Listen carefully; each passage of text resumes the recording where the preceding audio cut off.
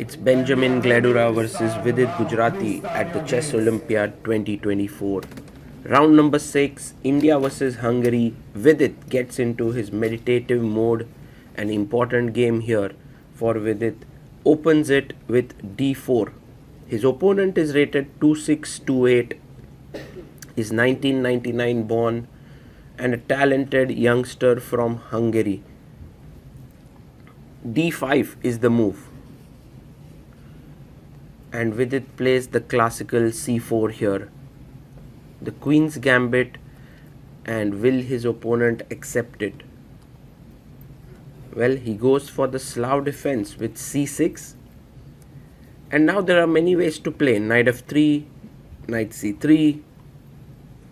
But Vidit takes. He goes for the exchange Slav. Very interesting. Vidit plays the exchange Slav for a win because he understands these positions so well and it suits his style so much that even though it's symmetrical in nature, he is one of those players who plays the exchange Slav for the full point. Knight f6 played. In fact, there's one interesting gambit line which can be checked is e5 here. But anyway, knight f6, knight comes out to f3, and knight comes out to c6. So very standard 4 knights have come out here, and now the best move is bishop f4. Yes, he plays it, and now black has a choice. He can go bishop f5, which is one of the moves, but he goes for a6, and this has also been played before. Here queen comes to b3, stopping the development of this bishop because you would lose the pawn, and e6 is played by Benjamin here, just getting the bishop out. But he's made a very important choice here, which is to keep his bishop blocked in. e3 by Vidit, opening up the bishop here.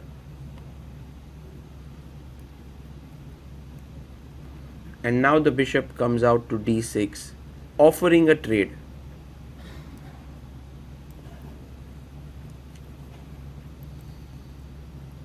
Takes, and queen takes seems like the most natural way to continue here. Opponent takes it, and white's advantage is determined by two little factors. One is the bishop on f1, which is a better bishop now on e2 than the bishop on c8, which is a bit blocked. And the second is these dark squared weaknesses, which is generally taken advantage by a move like knight a4 to b6 or c5. So very, very nice opening play by Vidit. Although Benjamin is known for his positional play, it's kind of a bit outplayed here in the opening. Black castles now, and now rook b8 played, just so that the bishop can develop, I believe, so that the b7 pawn is no longer hanging. And now Vidit brings his rook to c1. A move like knight a5 is definitely possible, kicking the queen away, but Benjamin plays rook e8. And now try to think, like, what is the way in which white can put pressure on black's position? And Vidit shows the way. Knight a4, beautiful move, because he's looking at the b6 square, but more importantly the c5 square. Once your knight lands on c5, it is putting pressure b7 and a6. e5. This was Benjamin's idea all throughout. He has 39 minutes on the clock. Vidit has 54. He takes. And now, although the bishop on c8 has opened up, it has transformed something in the position, which is that the d5 pawn is now isolated and a bit weak. Let's see how Vidit continues. He can go knight d4, but he plays queen to b6, offering a trade of queens here. black can decline it by going knight c6. It's not so easy. He takes. Queen takes b6. Vidit comes back, takes the queen, knight takes b6. And now the rook can actually enter the 7th rank, so have to be careful here. A move like knight c6 runs into bishop takes a6. That's the big problem. So bishop g4 is played, putting a lot of pressure here, because if you take on e5, I will take on e2. Vidit says, anyway, I was going to the 7th rank, so I go rook c7. And you can see how Vidit is almost getting up every move, putting pressure on his opponent. Bishop takes f3. And now you can take with the bishop. It's possible. But you can also take back with the pawn, keeping your bishop, saying that I like my bishop here. It is putting pressure on this diagonal. Why should I give it up?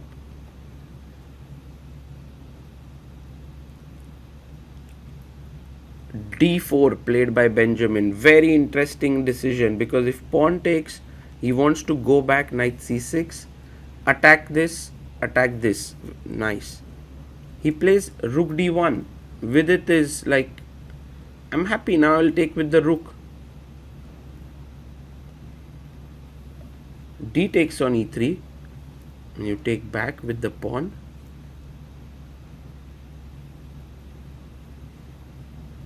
Yes, fe3 played. And your idea is to calmly put the king on f2. Slowly build the position. He goes knight c6 back. Maybe the rooks would love to enter. But firstly, your e3 pawn is hanging. Why don't you get your king into the game? That would be something. Well, Vidit starts to think, and he's gone down to 19 minutes. He thought for 19 minutes before playing this. In fact, he could have played king f2, but e4 is also a very nice move. Rook e7, offering a trade of rooks. You can either take or you can give a check, but taking feels like the right thing to do. Rook takes. Knight takes. And you can see that all of white's pieces are well positioned. So maybe it's time to get the final piece into the game. King f2. Love this move. Love the way in which white is bringing all his pieces into the battle. Knight comes to c6.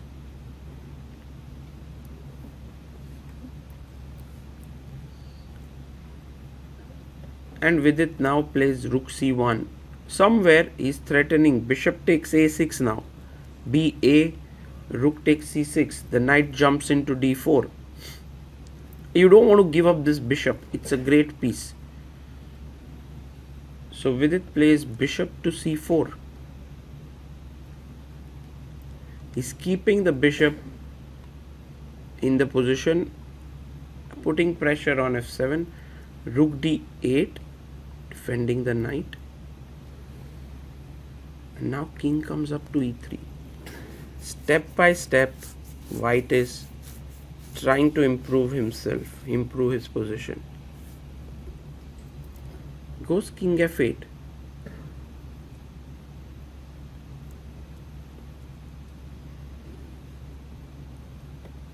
And now the bishop comes back to f1, threatening to enter via c7. The knight goes back to e6. Now the rook is no longer coming in, but the bishop goes out from the other diagonal, threatening to perhaps take and jump in here. Benjamin goes knight e8. Maybe he could have played knight d7, trying to trade here, but he goes knight e8. And Vidit now starts to expand with f4. Maybe e5 is next, f5 is next, and I like Benjamin's move, g5. This move fights back for space. If you play f5, my knight will sit here.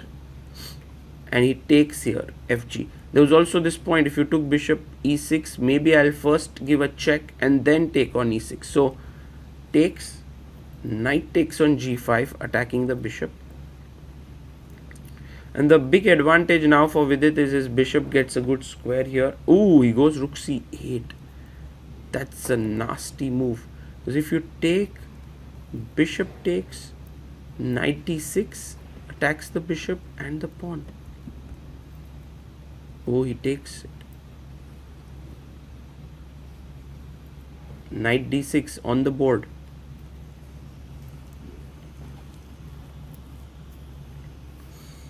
And Vidit comes back to f5. Very interesting decision, because if you take ef, somehow this knight doesn't get this square back. And it's a little bit misplaced here on h3. King g3. And maybe here white is slightly better. So his opponent plays h6 and Vidit attacks the knight with h4. Knight goes back. And now maybe he can take, king d4. It's a small, you can say this is like a positional edge, but he goes back, bishop g4. The positional edge here is that the position of the pieces. All of white's pieces are superior to black's. Knight g7. And right now the game is very important, because all other three games look like ending in draws. King f4. Improving the position of the king. f6. And now, can Vidit play e5? He plays first b4. He's improving the position on the queen side. His opponent brings king f7. He could play king e7, but then there is knight c8, takes, and you lose these pawns. So king f7, e5 by Vidit. Whoa, powerful break in the center. With every pawn exchange, Vidit's king is getting more and more active. Now he's attacking the king, attacking the knight. 39th move, knight e8 played. And a good idea now is check, king e7, check, king d8, take this, and maybe try to go into a pawn endgame. But Vidit, being the 40th move, just makes a4 a very non-committal move and gets those extra 30 minutes to think now. King e7. Again, the choice is between trading or keeping. He gives a check. He keeps the knights on the board. It's important for Vidit to keep his control here. King d8. Now the king wants to enter on this side of the board, but the knight is quite strong. So first bishop e2. Just very useful move, controlling the c4 square so that there are no checks. Knight c4. Knight goes back to c8. And now knight f6 could be an idea to trade one pair of knights. The main idea, reason I want to take is because king f6, my king can rush here. But Vidit is in no hurry. He goes bishop f3, putting pressure here. Benjamin can come back with his knight, but he goes b6. It's kind of committing here. Vidit pushes h5, now fixing the weakness on h6. Just amazing how with such little material Vidit has managed to keep control. Now knight c7, you can take and play king f5 with the idea of king g6. Yes, there can be some dangers of this ending in a draw, but it's winning. But Vidit keeps the piece on the board. This is also a good strategy because he's now threatening knight f5 to win this pawn. Opponent comes knight e7 so that if knight f5 he can trade. Even that is winning, but Vidit goes knight g4, attacks here. You see, when you have more space, you can actually turn your pieces in any direction very quickly. while the opponent does struggle to defend it. At g8 and bishop e4, maybe threatening bishop at 7 and then winning this pawn. Yeah, knight e8 played. Does that help in any way? Because now I can go bishop d5, right? Attacking here. He goes bishop g6, attacking this knight. It's amazing how Vidit is step by step simply smothering his opponent. Knight e7, but isn't this a free pawn now? Knight takes h6. Seems like a nice free pawn, but first Vidit chops off the knight on e8. King takes on e8.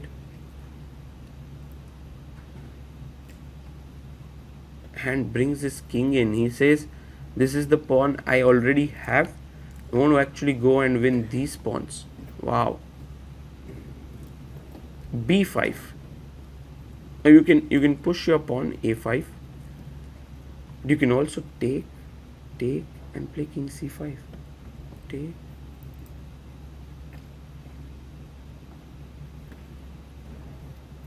Take.